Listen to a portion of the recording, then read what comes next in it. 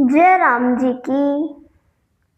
जेहि विधि नाथ हो यह ते मोरा, करहु सुबेगी दास मैं तोरा। की प्रार्थना प्रभु से करते हुए श्री सीताराम जी के चरणों में प्रणाम अर्पित करके अब मैं श्री रामचरितमानस के प्रथम सोपान बालकांड के पिछले भाग से आगे प्रसंग को आप सभी के आनंद के लिए गा रही हूँ। सहज मनोहर मूरति दो, कोटि काम उपमा लघु सो। शरद चंद निंदक मुख नीके, नीरज नयन भाव तेजी के। चितवनि चारु मार मनुहरनी, भावति हृदय जाति नहीं बरनी। कल कपोल श्रुति कुंडल लोला, चिबुक अधर सुंदर मृदु बोला। कमुद बंधु कर निंदक हासा, भ्रकुटी बिकट मनोहर नासा। भाल विशाल तिलक झलकाही, कच न बिलो की अली अब लजाही। पीत चौतनी सिरनि सुहाई, कुसुम कली बिच बीच बनाई। रेखे रुचिर कंबु कल गीवा, जनु त्रिभुवन सुषमा की सीवा। अर्थ: दोनों मूर्तियां स्वभाव से ही मन का हरण करने वाली हैं। करोड़ों कामदेवों की उपमा भी उनके लिए कम है।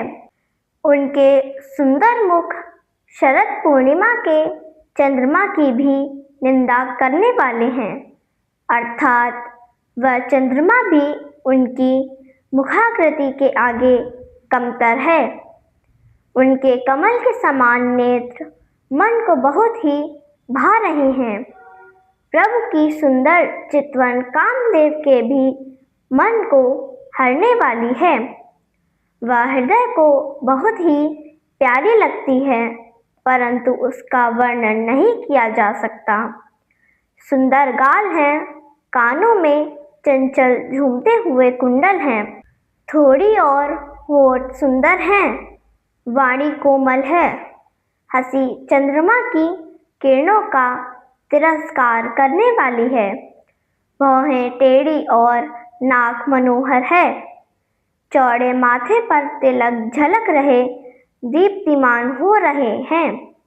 काले घुंघराले बालों को देखकर भौरों की पंक्तियां भी लजा जाती हैं। पीली चौकोनी टोपियां सिर पर सुशोभित हैं, जिनके बीच बीच में फूलों की कलियां बनाई हुई हैं। शंख के समान सुंदर गोल गले में मनोहर 3 रेखाएं हैं, जो मानो तीनों लोकों की सुंदरता की सीमा है। कुंजर मणिकंठा कलित, उरनि तुलसी का माल। प्रसव कंद के हरिठवनि, बल निधि बाहु विशाल। अर्थ: हृदय पर गजमुक्ताओं के सुंदर कंठे और तुलसी की मालाएं सुशोभित हैं। उनके कंधे बैलों के कंधे के समान ऊंचे और पुष्ट हैं। ठवनी एंड अर्थात खड़े होने की शान सिंह के जैसी है। भुजाएं विशाल और बल की भंडार हैं। कटितुनीर पीठ पट बांधे, कर सर धनुष बाम बर कांधे। पीत जग उपबीत सुहाए, नख सिख मंजु महा छवि छाए। देख लोग सब भये सुखारे, एकटक लोचन चलत न तारे। हर्षे जनक देख दो भाई, मुनिपद कमल गहे तब जाई। कर बिनती निज कथा सुनाई, रंग अवन सब मुनि दिखाई। जा जा जाहि कुंवर बर दो, ता चकित चितौ सबको, निज निज रुख राम ही सब देखा। को न जाने कछु मरम बिसेखा, भली रचना मुनि नृप सन कहऊ। राजा मुदित महासुख लहऊ। अर्थ, कमर में तरकस और पीतांबर बांधे हैं, हाथों में बाण है और बाएं कंधे पर धनुष तथा पीले यज्ञोपवीत सुशोभित है।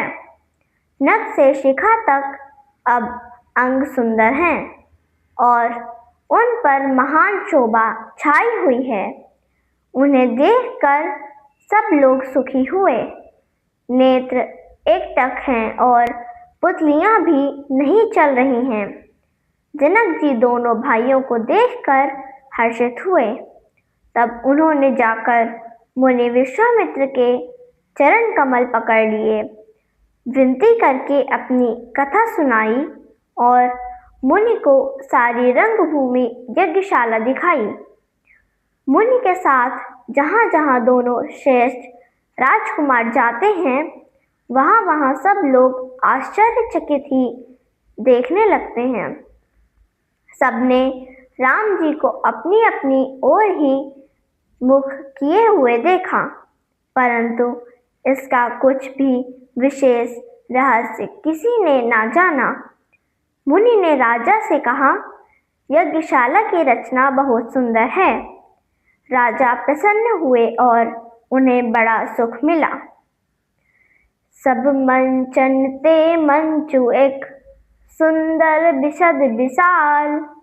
मुनि समेत दो बंधु तह, बैठा रे महिपाल। अर्थ, सब मंचों में एक मंच अधिक सुंदर, उज्जवल और विशाल था। राजा ने स्वयं वहाँ मुनि समेत दोनों भाइयों को उस पर बैठाया। प्रभु ही देख सब नृप ही हारे, जनु राकेश उदय भय तारे। असि प्रतीत सबके मन माही, राम चाप तो रब सक नाही। पुनि भंजु भव धनुष विशाला, मेलिहि सिय राम उर्माला। अस बिचारी गवनहु घर भाई, जसु प्रताप बल तेजु गवाई। अर्थ, प्रभु को देखकर सब राजा हृदय में हार गए, निराश एवं उत्साहहीन हो गए। जैसे पूर्ण चंद्रमा के निकल आने पर तारे प्रभावहीन हो जाते हैं। सबके मन में ऐसा विश्वास हो गया है कि श्री रामचंद्र जी ही धनुष तोड़ेंगे, इसमें संदेह नहीं है। शिव जी के विशाल धनुष को बिना तोड़े ही सीता जी श्री रामचंद्र जी के गले में जयमाल डाल देंगी। कुछ राजा बोले उठे, ऐसा विचार कर यश, प्रताप, बल और तेज गंवाकर अपने अपने घर चलो। बेसे अपर भूप सुनि बानी, जे अभिवेक अंध अभिमानी। तोरेहु धनुष ब्याहु अवगाहा, बिनु तोरे को कुंवर बियाहा। एक बार कालऊ किन हो, सिय हित समर जितब हम सोऊ। यह सुनि अवर महीप मुस्काने, धर्मशील हरि भगत सयाने। अर्थ, दूसरे कुछ राजा जो अविवेक से अंधे हो रहे थे और अभिमानी थे, यह बात सुनकर बहुत हंसे।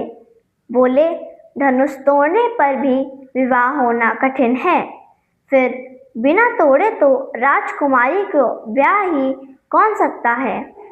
एक बार काल ही क्यों ना हो, सीता के लिए हम उसे भी जीत लेंगे।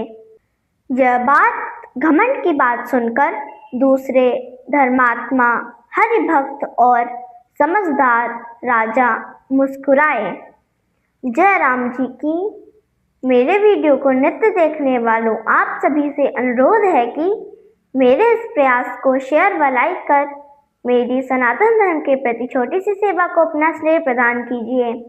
जिन लोगों ने अब तक मेरे चैनल को सब्सक्राइब नहीं किया है वे इसे सब्सक्राइब करने की कृपा करें ताकि मेरा वीडियो आपको बिना विलंब के प्राप्त होवे। जय राम जी की